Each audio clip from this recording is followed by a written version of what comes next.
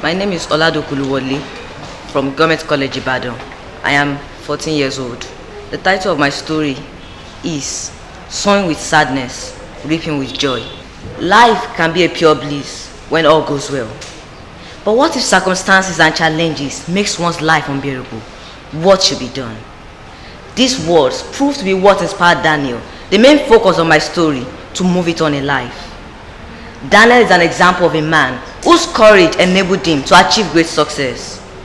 He is a survivor who more than once arose from ashes of defeat to achieve great success.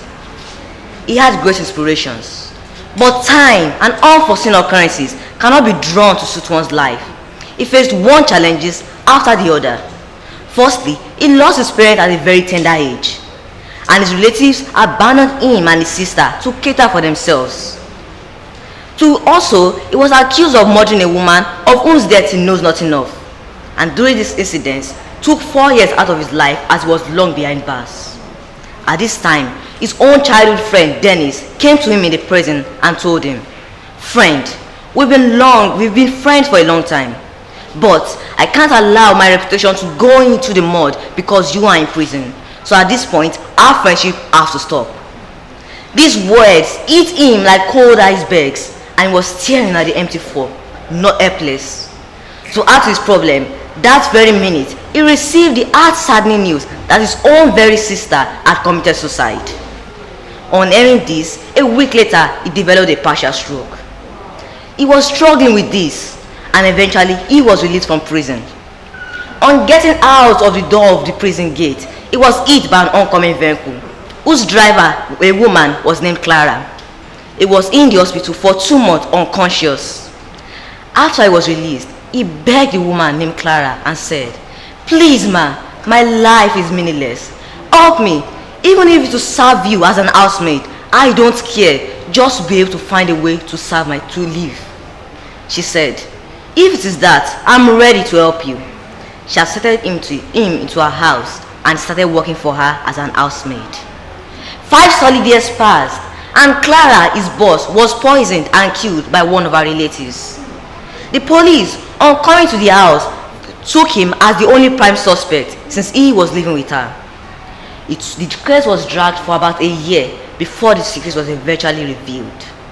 When he got out of the prison gate, he sat under a tree, lost in his own thoughts. He said, "Where is my life going to? Life, where is the sadness you are showing me? Why can't you show a little happiness to me? Am I the only one?" Things started getting distressful for him. But he always remembered his teacher words that life will always present its challenges. Then he remembered his popular slogan that no matter how scary those mountains may be, no matter how huge, no matter how tortuous they may be, one thing is sure, that for a night my weeping may tarry. Early the next morning my joy will come. But it can't be easy until you have the hope, the endurance, and the determination to get through such ocean-like troubles. Then he got a resolve in his heart and he strived for better. He was able to struggle from grass and he made it up. He was able to hold a manager post in one of the famous and richest oil companies in the country. But challenges still lay ahead of him, as his wife-to-be, Judith, had a plane crash. This very oil company in which he had worked was also accused of using illegal means of selling their products, and thus was closed down by the government. Things started becoming worse for him, and he thought, is this how life should be? Is it just to taste a little happiness and again go back to where once before? But he knew that to make it in life, he must endure. A friend, Victor, encouraged him. He said, "Life may want to test you one way. If you don't face these difficulties, you cannot be able to know how to make success. Try hard, face it, and you'll get through it." Then he struggled. He forgot about all his past troubles, and he became a dealer in all kinds of accessories. He even made thrice the profit he made as a manager of a company. 2 years later, the oil company was found innocent of the charges dropped against them.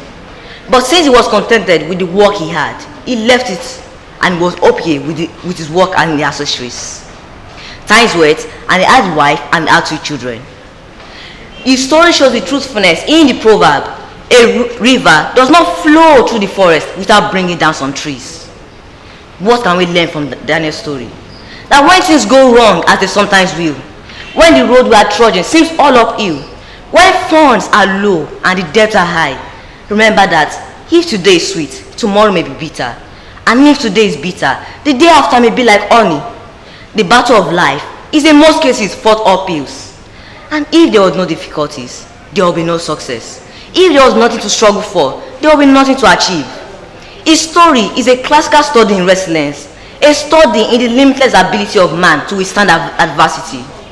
Before he could finally make it back to the recovery path, life had hit him the way a grade 1 hurricane would pound and pummel a house of wood. He was buffeted from all sides by the vicissitudes of life. But hope, endurance, and determination gave him the key to success. Thank you.